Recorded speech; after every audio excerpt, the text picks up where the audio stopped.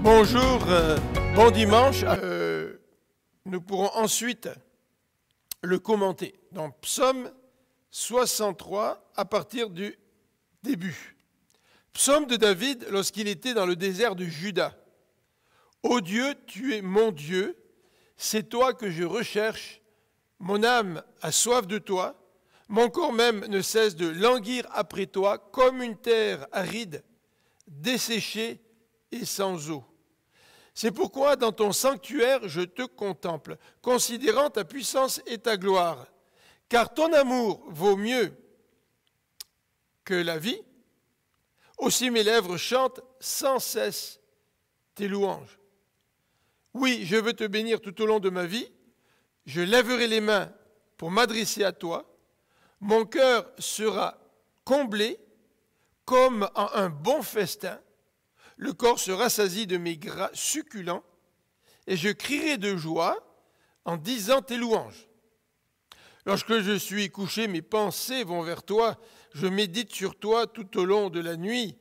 Oui, tu m'accordes ton secours, je suis dans l'allégresse à l'ombre de tes ailes.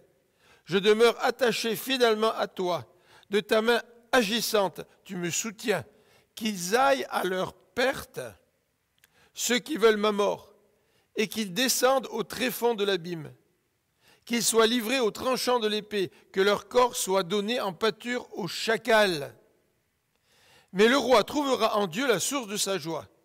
Ceux qui, dans leur serment, prennent Dieu à témoin, s'en féliciteront, tandis que les menteurs auront la bouche close. Seigneur, encore une fois, en ouvrant ta parole, nous voulons te demander de nous parler, de nous encourager, de nous conduire encore plus près de toi. C'est au nom de Jésus que nous te prions. Amen.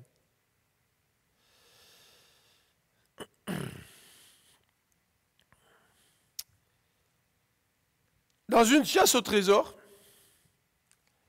nous essayons, en suivant certains indices, d'arriver à l'objectif fixé, c'est-à-dire trouver l'endroit où se trouve ce trésor tant convoité. Et je me souviens, il y a quelques années, un groupe de jeunes était venu de la France lorsque j'étais pasteur à l'église de Sainte-Rose et nous avait aidé à rénover un petit peu le bâtiment, repeindre les fenêtres. Et pour les remercier, nous avions décidé de les amener sur un voilier. Un membre de l'église avait un grand voilier et nous sommes allés avec une douzaine de personnes, de jeunes, sur le lac Champlain à bord du voilier. Et je me souviens avoir organisé avec le propriétaire du voilier une chasse au trésor pour ces jeunes. Et alors que nous avions accosté près d'une île, nous avons parcouru l'île en semant des indices un petit peu partout pour diriger ces jeunes vers le trésor. Et comme il faisait très très chaud, nous avions acheté des boissons rafraîchissantes que nous avions mis dans un sac et que nous avions suspendu au bateau pour le faire tremper dans l'eau fraîche. Et les jeunes ont quitté le bateau sans savoir que le trésor se trouvait à bord du bateau, en tout cas accrochés au bateau. Et ils ont fait tout le tour de l'île en cherchant toutes sortes d'indices pour finalement revenir au bateau et réaliser que le trésor était là, plongé dans l'eau, bien au frais, ce qui leur a permis de se désaltérer. Eh bien, nous poursuivons dans certaines situations des quêtes. Et le psaume 63, je l'ai intitulé « La quête de Dieu ». La recherche, en quelque sorte, de Dieu. Dans ce passage, nous pouvons détecter deux parties principales. Et c'est autour de ces deux parties principales que j'aimerais faire notre méditation ce matin de ce beau psaume. La première partie de ce psaume nous décrit la manifestation de la recherche de Dieu, de la quête de Dieu. Qu'est-ce que cela signifie, rechercher Dieu? Qu'est-ce que cela signifie, avoir soif de Dieu? C'est ce que nous allons regarder ensemble. Dans la deuxième partie du psaume, le psalmiste met l'accent sur les effets de la recherche de Dieu. Lorsque nous recherchons Dieu, cela provoque dans notre vie, dans notre cœur, des effets que nous allons identifier et qui sont décrits dans la deuxième partie de ce psaume. Alors, commençons tout d'abord par le début, d'emblée au verset 2, puisque le verset 1er nous donne une indication sur le psaume de David lorsqu'il était dans le désert de Juda. Le verset 1er n'est pas très très précis. Nous n'arrivons pas à situer exactement l'expérience de David. S'agit-il de sa fuite devant Saül alors qu'il était dans le désert? S'agissait-il de la fuite de David aussi dans le désert devant son fils Absalom lors de cette guerre civile? Toujours est-il, David est en fuite dans le désert et dans cette situation dramatique de sa vie, David a soif de Dieu, il veut rechercher Dieu. Et dès le début donc, du psaume, au verset 2, David décrit sa recherche, David décrit sa quête. Et il débute par ces paroles, « Ô Dieu, tu es mon Dieu ». Et d'emblée, David nous dit qu'il cherche Dieu alors qu'il est conscient de son appartenance à Dieu. Alors en ce début d'année, je pense que c'est pertinent de nous rappeler, nous qui appartenons à Dieu, que nous pouvons aussi être animés par ce désir de chercher Dieu parce que Dieu est notre Dieu, parce que nous appartenons à Dieu. Il est vrai que dans la Bible, il est question aussi d'une autre recherche, c'est-à-dire de la recherche de celui qui ne connaît pas Dieu, mais qui a soif de rencontrer Dieu.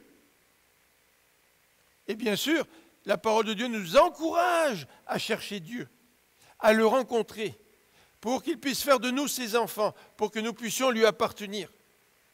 Mais une fois que nous sommes devenus enfants de Dieu, ce n'est pas la fin de cette quête de Dieu. Au contraire, c'est le début. Parce qu'à partir du moment où nous appartenons à Dieu, et que Dieu est notre Dieu, bien la parole nous encourage, en tout cas David nous encourage, à vivre cette même expérience, à aspirer aussi à cette quête de Dieu, à cette recherche de Dieu. Voilà donc la première réalité de David. David appartient à Dieu. Et c'est en tant qu'enfant de Dieu qu'il ressent ce besoin de chercher Dieu.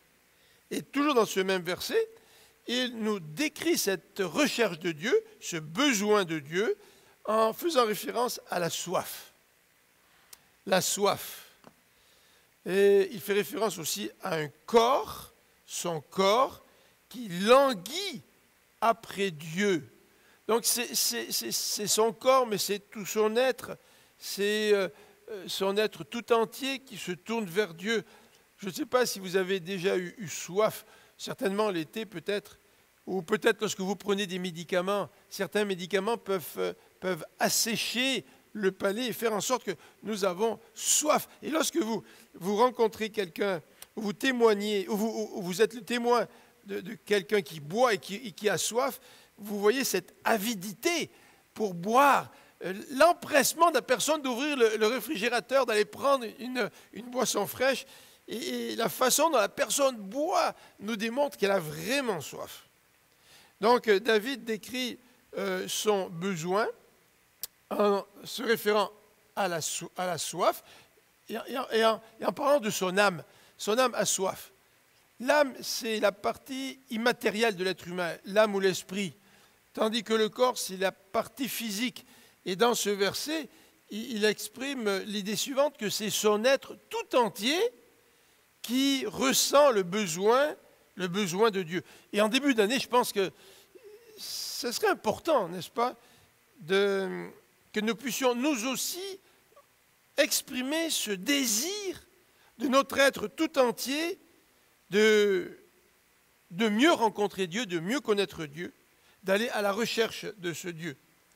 D'ailleurs, dans le verset 2, lorsqu'il parle de son corps qui ne cesse de languir après Dieu, eh bien, il compare cette recherche à une terre aride, desséchée, comme nous le voyons un petit peu à l'écran. J'ai mis en haut à gauche et à droite une terre aride qui est desséchée. Et la terre aride, elle a soif. Elle a soif de cette eau qui tarde à venir. Elle a tellement soif qu'elle se crevasse. Et David ressent ce besoin de Dieu de la même façon. Mais non seulement David, dans ce premier verset, nous décrit une réalité, c'est que Dieu, c'est son Dieu. Il nous décrit un besoin, c'est-à-dire qu'il a vraiment besoin de la communion avec Dieu. Mais David nous parle aussi d'une action. Parfois, nous avons des besoins, mais nous n'en sommes pas toujours convaincus. Et parce que nous n'en sommes pas toujours convaincus, nous n'entreprenons pas une recherche. C'est-à-dire que nous ne prenons pas une décision d'aller de l'avant dans une quête quelconque. Mais à partir du moment où nous ressentons notre besoin, eh bien, nous sommes beaucoup plus portés à poser une action. Et ici, dans ce verset 2, David nous dit « C'est toi que je recherche ». Donc, David est actif. Il a un besoin, il ressent un besoin, il cherche Dieu. Je ne sais pas si nous ressentons ce besoin de rechercher Dieu en ce début d'année, et je ne sais pas si nous avons débuté cette démarche, cette recherche. Peut-être que certains d'entre nous ont ce besoin de Dieu. Ils en sont conscients. Peut-être que certains d'entre nous, nous n'en sommes pas toujours conscients. Nous sommes préoccupés par beaucoup de choses. Et c'est vrai que nous ne sommes pas toujours conscients de nos réels besoins. Nous sommes parfois conscients de besoins superficiels auxquels nous essayons de répondre, mais sans réaliser que nos besoins les plus profonds se trouvent en Dieu et que c'est lui que nous devrions chercher. Donc en ce début d'année, j'aimerais que nous puissions nous placer devant Dieu et que dans notre cœur, nous puissions ensemble prier en disant à Dieu, « Dieu, je sais que j'ai besoin de toi, je le sais avec ma tête, peut-être que je n'en ressens pas au fond de moi le besoin aussi criant que David, mais Seigneur, donne-moi ce désir de te chercher. » Et en ce début d'année, ce serait certainement une bonne prière que de dire à Dieu, Dieu, durant 2021, j'aimerais te chercher encore davantage. Donne-moi ce désir de me rapprocher davantage de toi. Donne-moi cette soif de toi afin que je puisse entreprendre cette quête d'une relation beaucoup plus intime avec toi. Alors comment cette quête, quand elle a lieu, cette recherche, comment se manifeste-t-elle? Eh bien, le psaume nous parle au verset 3 et 4a, la première partie du verset 4, il nous parle de la contemplation de Dieu. Souvent, nous sommes des êtres extrêmement actifs. Et nous pensons que rechercher Dieu, c'est se lancer dans toutes sortes d'activités, être super occupé dans le service chrétien, par exemple. Mais ici, David nous dit que cette recherche de Dieu commence par une contemplation. Et il indique le lieu, c'est-à-dire à quel endroit il pratique cette contemplation. Et il nous indique aussi l'objet de sa contemplation. Alors le lieu, le verset 3 nous indique que ce lieu, c'est dans son sanctuaire. Dans l'Ancien Testament, Dieu demeurait au sein du peuple, premièrement par la présence du tabernacle, cette tente qu'on appelait d'ailleurs la tente de la rencontre. Et pour David, c'est tout à fait évident que chercher Dieu passe par le lieu où on rencontre Dieu, où Dieu se fait connaître. Donc c'est le lieu de la rencontre, la tente de la rencontre. Par la suite, nous savons que son fils a construit le temple dans lequel la présence de Dieu se trouvait dans le lieu très saint. Donc il y a un lieu pour rencontrer Dieu. Et c'est vrai que dans la Nouvelle Alliance, la rencontre avec Dieu n'est pas limitée à un bâtiment physique. C'est vrai que nous sommes le temple du Saint-Esprit. Et c'est vrai que nous pouvons rencontrer Dieu dans notre quotidien, chez nous, parce que Dieu demeure en nous par son esprit. Et cette rencontre de Dieu, pour les chrétiens de la Nouvelle Alliance, devrait aller de soi. Parce que nous sommes le temple de Dieu, donc Dieu est en nous. Donc si Dieu est en nous, forcément, nous sommes face à une réalité, celle de la communion avec Dieu. Mais force est de constater que, bien souvent, en tant qu'enfants de Dieu, même si nous sommes le temple du Saint-Esprit, nous n'avons pas toujours cette communion avec Dieu. Nous ne contemplons pas toujours Dieu comme nous le devrions. Je suis sûr que David, s'il avait pu bénéficier de l'avantage des chrétiens de la Nouvelle Alliance, il aurait été extrêmement heureux. Plus besoin d'aller vers ce lieu de la rencontre, plus besoin d'aller dans le sanctuaire pour contempler Dieu. Il aurait pu le contempler dans son quotidien, et c'est pour nous un privilège énorme, en tant qu'enfant de Dieu, d'être le temple du Saint-Esprit et de pouvoir contempler Dieu. Alors, le psaume, évidemment, le décrit, il nous dit, c'est dans ton sanctuaire que je te contemple. Dans notre relation personnelle avec Dieu, dans notre intimité avec Dieu, nous pourrions nous poser la question suivante. Quel est l'objet de notre adoration ou de notre méditation? Ici, David précise que l'objet de sa contemplation, c'est son Dieu. Je te contemple. C'est la personne de Dieu. La parole nous parle de la beauté du Seigneur. Souvent, nous sommes très, très axés sur les actes de Dieu. Et bien sûr, nous pouvons louer Dieu pour ses actions. Mais la parole de Dieu va beaucoup plus loin que cela. La parole de Dieu nous parle de la contemplation de Dieu. Vous savez, quand on est amoureux, parfois, on s'assoit l'un en face de l'autre, on se tient par la main et on se regarde. Et parfois, on ne dit pas grand-chose. On se regarde et on se contemple l'un l'autre. Et c'est un petit peu l'expérience de David. Et il va nous dire quels sont les attributs de Dieu qui font l'objet de sa contemplation. Tout d'abord, au verset 3, il est dit « Je considère », c'est-à-dire je contemple, je considère, je porte attention à ta puissance, à ta gloire et à ton amour. Verset 4. Oh, bien sûr, le psalmiste aurait pu rajouter des attributs de Dieu tels que sa sainteté. Mais ici, dans ce passage, il nous parle de la puissance de Dieu, de sa gloire et de son amour. Alors la puissance de Dieu, bien souvent, se manifeste non seulement pour le bien des enfants de Dieu, mais se manifeste aussi de toutes sortes de manières. Et David a été l'objet de la manifestation de la puissance de Dieu au travers de sa vie.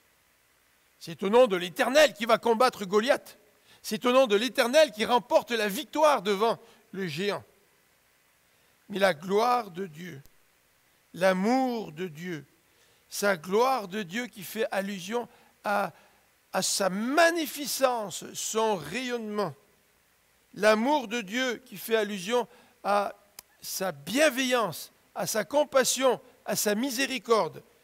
David aime, dans sa recherche de Dieu, contempler les attributs de notre Seigneur. Alors, la contemplation des attributs de notre Seigneur ne se fait pas de manière irrationnelle. simplement de manière émotive.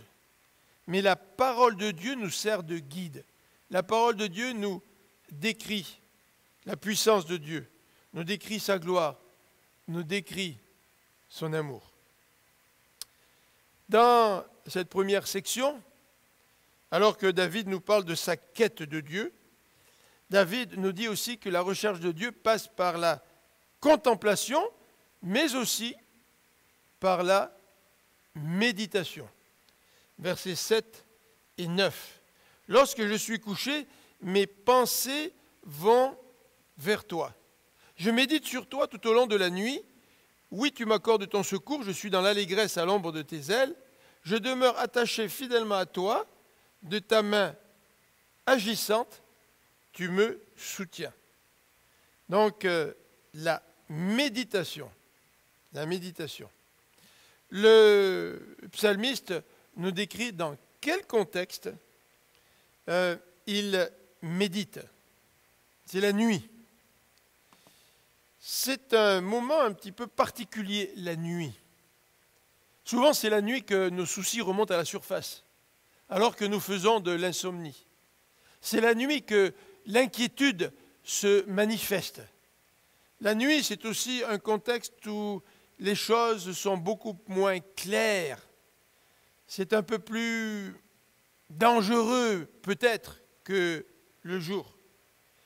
Et David, au lieu de se laisser prendre, submerger par les défis qui sont devant lui, par les problèmes qui sont devant lui, je vous rappelle que David est dans le désert, probablement en train de fuir devant Saül, qui en veut à sa vie, ou de fuir devant les hommes d'Absalom lors de la révolte de son fils. Et quel moment propice pour ressentir le découragement. Mais c'est durant la nuit que David médite. Et le texte précise, lorsque je suis couché, mes pensées vont vers toi, je médite sur toi tout au long de la nuit. Ce que David est en train de dire, c'est que dès qu'il se réveille, c'est une méditation constante.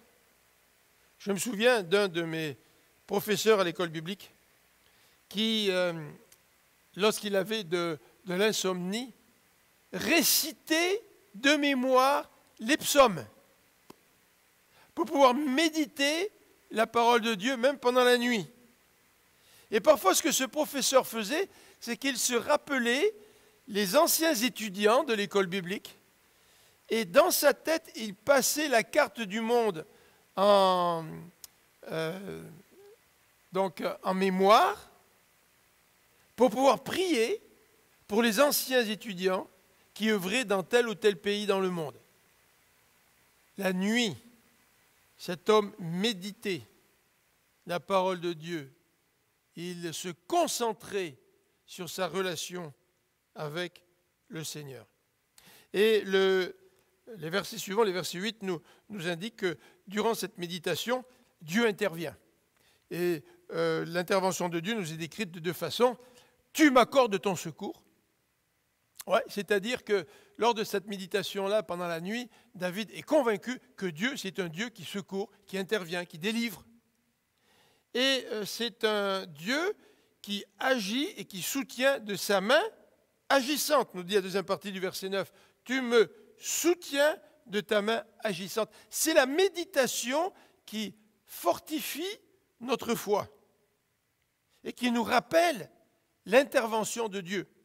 Mais la méditation ne nous rappelle pas simplement l'intervention de Dieu, mais la méditation, c'est aussi un engagement de David. Et nous voyons la réponse de David dans ce passage. Le passage nous dit donc au verset 8, « Je suis dans l'allégresse à l'ombre de tes ailes ». Sa méditation renforce sa foi. Il est convaincu que Dieu est là, que Dieu est fidèle, que Dieu intervient, que Dieu est sauveur.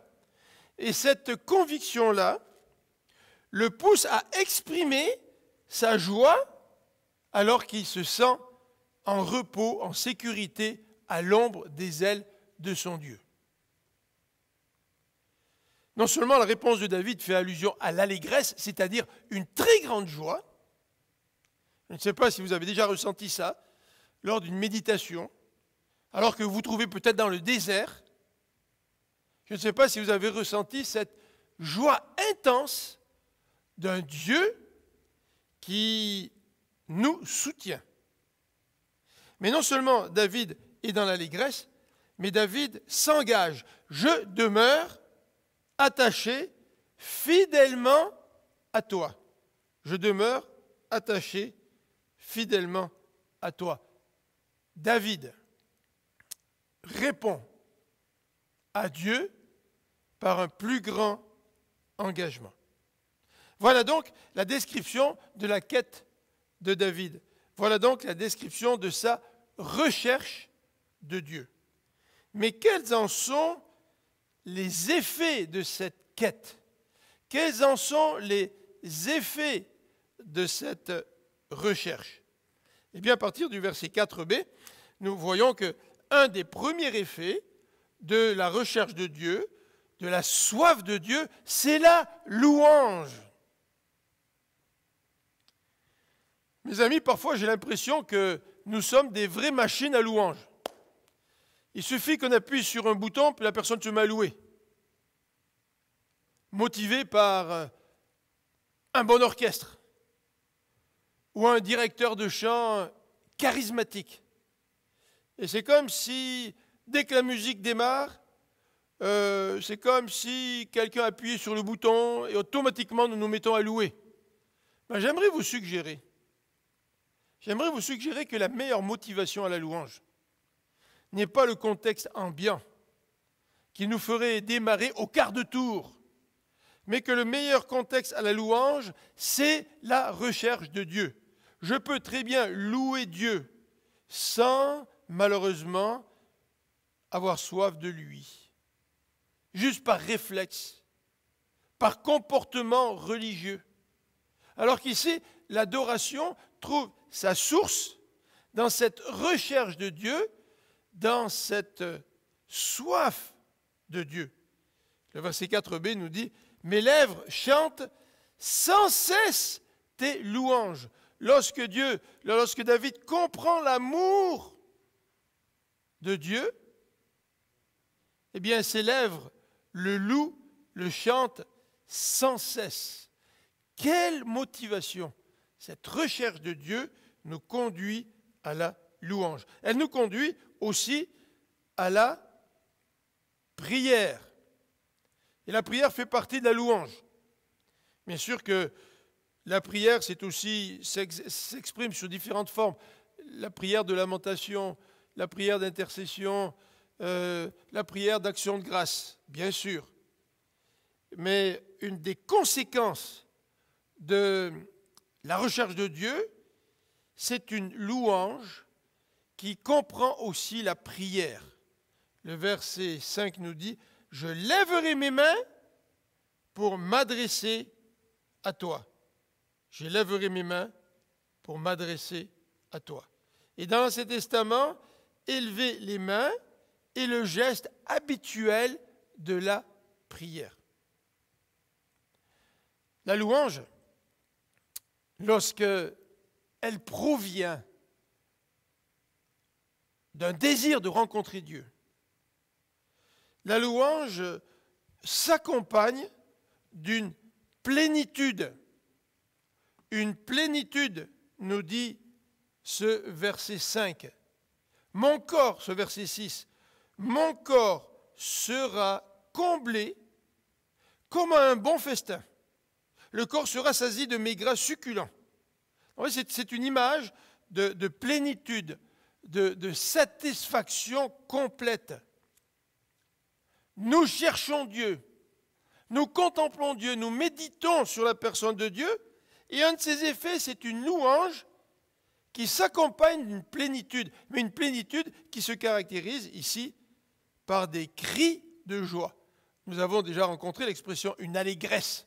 Et ici, le psalmiste ajoute l'expression des cris de joie. Cette joie, nous ne pouvons pas la contenir. C'est ce que David est en train de dire. Un des fruits de la recherche de Dieu, c'est une louange qui s'accompagne d'une plénitude et une louange qui s'accompagne d'une joie telle que nous ne pouvons pas la contenir. Et ceci, même dans l'épreuve, même dans le désert. Rappelons-nous, David se trouve dans le désert de Juda. Deuxième effet de la louange, c'est celui de la délivrance. Au deuxième effet de la quête de Dieu, plutôt, c'est celui de la délivrance. Les versets 10 et 11 sont un petit peu surprenants, très surprenants. Le verset 10 nous dit qu'ils aillent à leur perte, ceux qui veulent ma mort, qu'ils descendent au tréfonds de l'abîme, qu'ils soient livrés au tranchant de l'épée, que leur corps soit donné en pâture au chacal. Oh, ce tableau n'est pas très, très rempli d'amour. Il n'est pas très, très positif. Mais j'aimerais replacer les choses en contexte. C'est vrai que ces deux versets, même s'ils contiennent des paroles des paroles très négatives, hein. On souhaite la mort de quelqu'un, on souhaite que cette personne soit descende dans l'abîme, on souhaite que son corps soit donné en pâture au chacal. Ces paroles ne représentent pas des souhaits très, très agréables pour les ennemis. Mais j'aimerais nous rappeler tout d'abord, pour replacer tout ça dans le contexte, que certaines personnes veulent la perte du psalmiste. Et que Saül était accompagné de ses hommes d'élite et partait à la recherche de David pour le mettre à mort. Et je vous rappelle aussi que dans le cadre de la révolte d'Absalom, le désir d'Absalom, c'était de pouvoir rattraper son père et qu'il soit mis probablement aussi à mort. Et dans les deux cas, David fuyait pour sauver sa vie. Et c'est vrai que ces paroles peuvent être dures, mais ces paroles expriment la délivrance, la fin des ennemis de David. Oh, aujourd'hui, nous sommes tellement tolérants que nous mettons énormément d'accent sur l'amour de Dieu. Oh, on reconnaîtra que vous êtes des enfants de Dieu si vous manifestez de l'amour. Alors, de souhaiter la mort de nos ennemis, ce n'est pas un langage que nous chérissons aujourd'hui ou que nous employons. Nous n'osons peut-être même pas employer un tel langage. Par exemple, il nous faut nous rappeler que la victoire de Dieu sur ses ennemis est un jugement de Dieu et que ces paroles au verset 10 et 11 sont l'expression de la délivrance de David, oui, mais sont aussi l'expression du jugement de Dieu. Et un Dieu juste doit exprimer une sanction. Et lorsque cette sanction est décrite, nous ne pouvons que reconnaître la justice du divin juste. Or, la délivrance des ennemis de David passe aussi par la destruction de ces mêmes ennemis. Remarquons tout de même, dans ces paroles d'imprécation, c'est-à-dire dans ces paroles où David souhaite la mort de ses ennemis, remarquons aussi l'attitude de David, malgré ce genre de prière, face à ces mêmes ennemis. Remarquons l'attitude de David face à Saül. Alors que Saül sort de la caverne d'En-Gedi, et alors que Saül sort de la caverne, David et ses hommes étaient cachés tout au fond. Saül ne le savait pas. David a coupé un morceau du manteau de Saül, et David interpelle Saül. Même si David fait une prière d'imprécation qui met en scène la perte de ses ennemis, dans le concret, David fait preuve de grâce et fait tout pour essayer de rétablir une relation avec celui qui le poursuit pour le mettre à mort.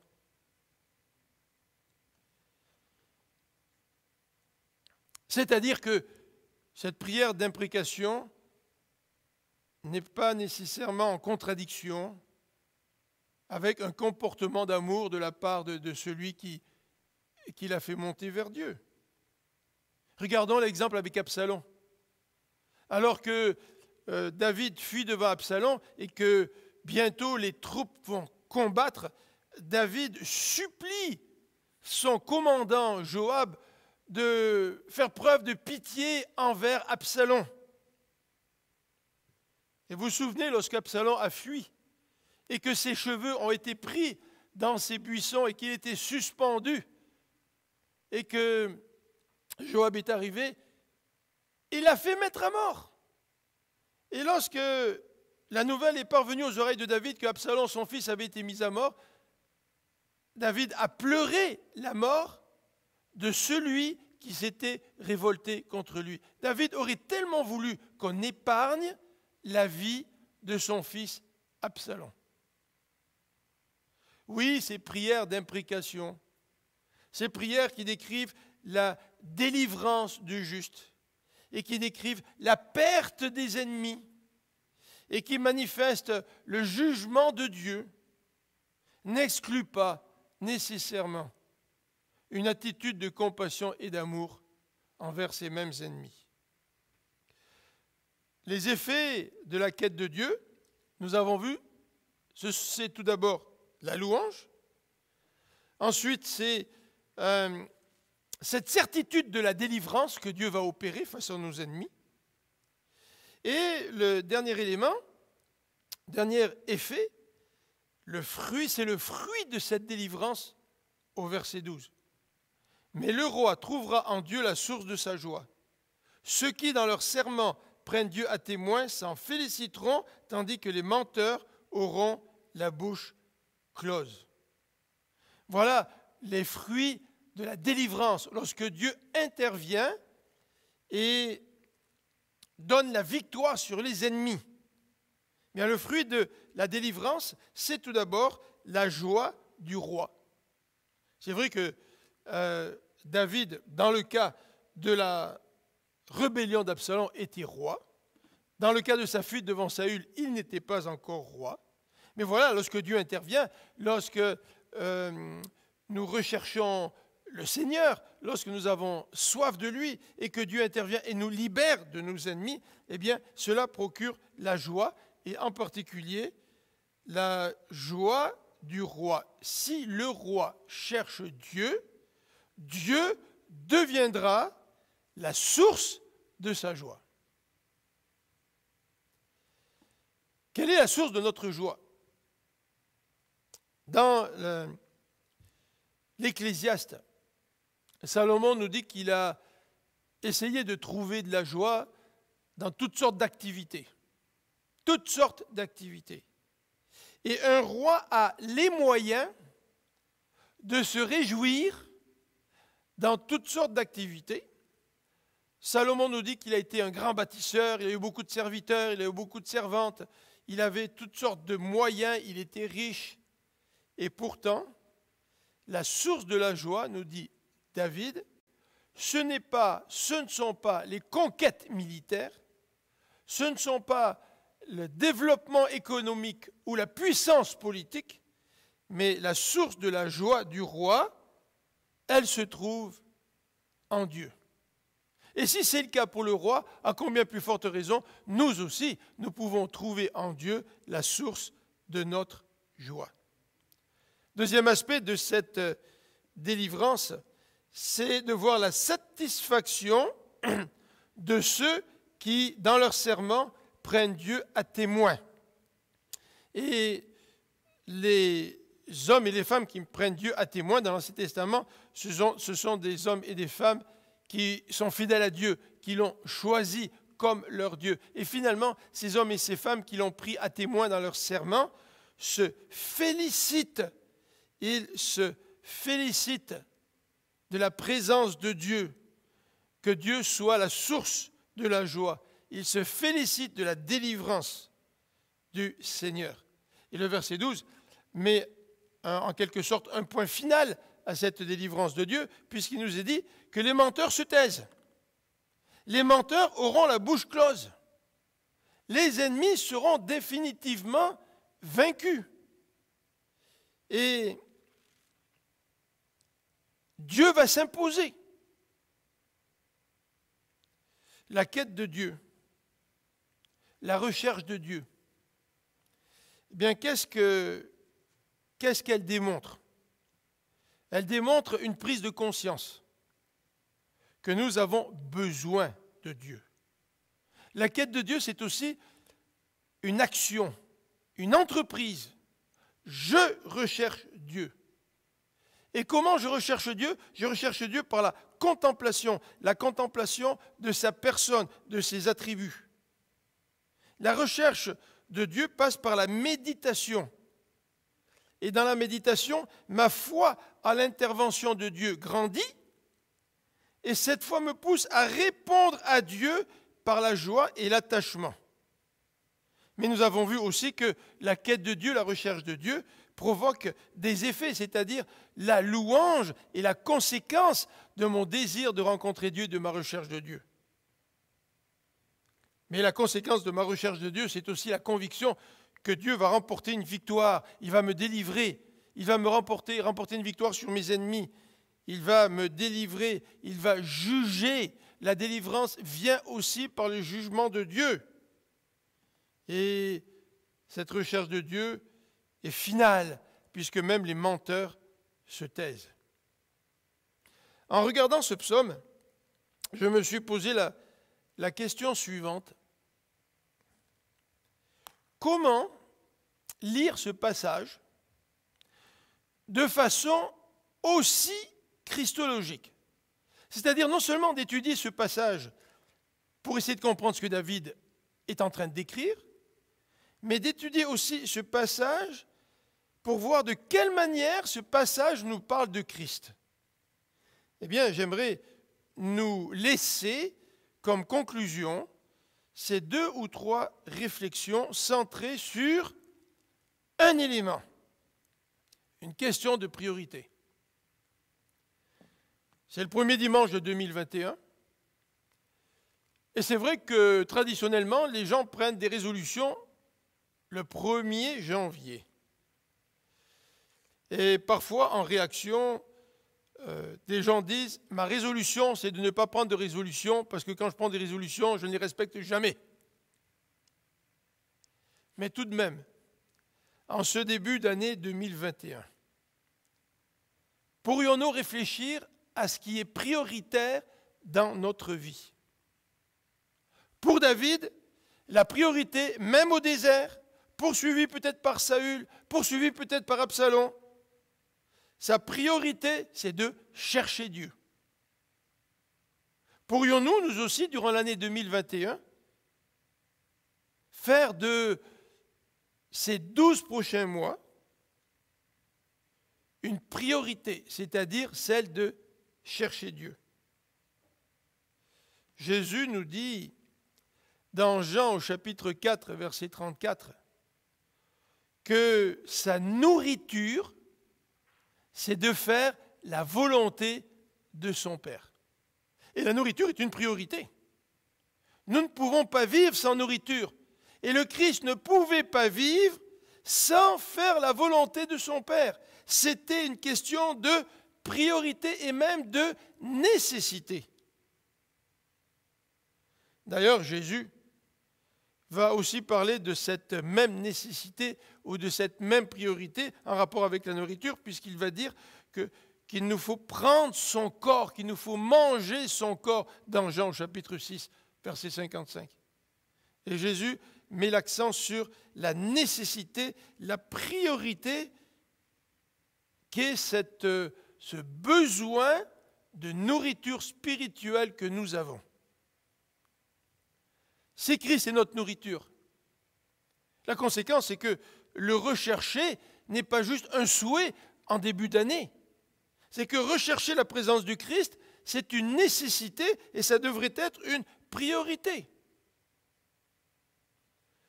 J'aimerais donc terminer par cette question. Avons-nous soif de Dieu? As-tu soif de Dieu? Ce n'est pas une question optionnelle. Oui, dans ma vie chrétienne, j'ai l'option de rechercher Dieu. Donc à un certain moment donné, je prends la décision de rechercher Dieu. À d'autres moments, ça ne fait pas partie de ma priorité. Mais si la personne de Dieu est notre nourriture, si la personne de Christ est notre nourriture, la soif de Dieu, la recherche de Dieu n'est plus une option. La recherche de Dieu devient une nécessité. Elle devient une priorité vitale. En ce début d'année 2021, ma prière, c'est que pour vous et pour moi, je puisse toujours mieux comprendre la nécessité de chercher Dieu, la nécessité de le contempler, la nécessité de méditer, afin de pouvoir enrichir ma vie de louange, afin de pouvoir développer ma foi dans sa délivrance et afin de pouvoir avoir le cœur rempli d'allégresse, comme celle du roi. Prions ensemble.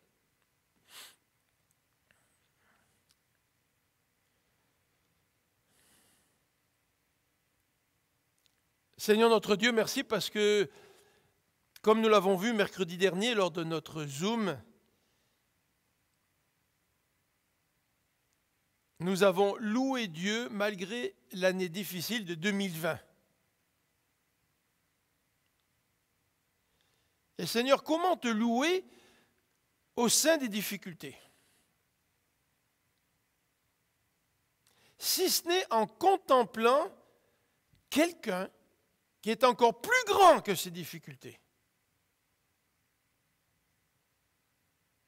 Et lorsque, Seigneur, mon regard est tourné vers mes épreuves, mes difficultés, mes défis,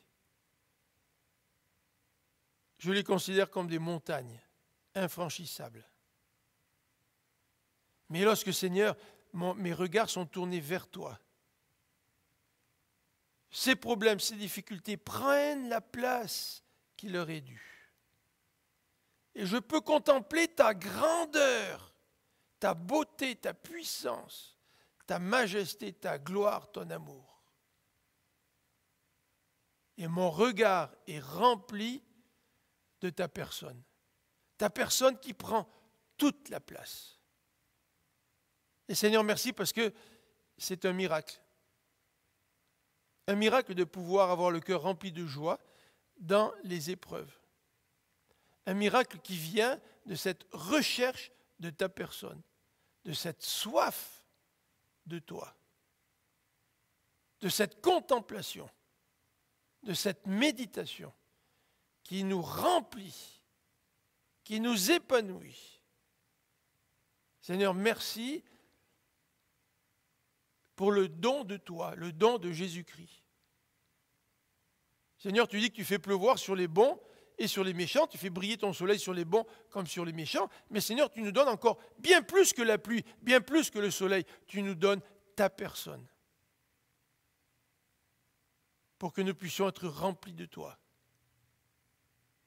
pour que nous puissions te chercher et être transformés. C'est ce que nous aimerions pour 2021, Seigneur. Donne-nous de comprendre cette nécessité de te chercher. Donne-nous de comprendre combien est prioritaire cette recherche de toi dans notre vie. Et Seigneur, en ce début d'année, nous voudrions te louer. Te louer parce que tu tiens le monde entier dans tes mains. Parce que même si les montagnes disparaissaient, ton amour ne s'éloignerait pas de nous. Et Seigneur, nous ne savons pas de quoi 2021 est fait, mais nous savons qu'en 2021, ta fidélité ne nous abandonnera pas. Et nous savons qu'en 2021, nous pouvons contempler ta personne et avoir le cœur rempli de plénitude et de joie en nous trouvant devant toi, dans l'adoration et la louange. Amen. Alors, avant de nous quitter, j'aimerais simplement vous souhaiter encore une fois une très bonne année 2021 dans le Seigneur, que la grâce de Dieu soit sur tous ceux d'entre nous qui souffrent. Dieu peut intervenir dans notre corps, dans notre esprit. Dieu peut nous guérir. Mais au-delà de la guérison, au-delà de l'intervention de Dieu, que sa personne puisse être le meilleur des cadeaux pour chacun d'entre nous. Que le Dieu de l'espérance nous comble de toute joie et de sa paix par notre confiance en lui. Ainsi, notre cœur débordera d'espérance par la puissance du Saint-Esprit. Bon dimanche et bonne année 2021.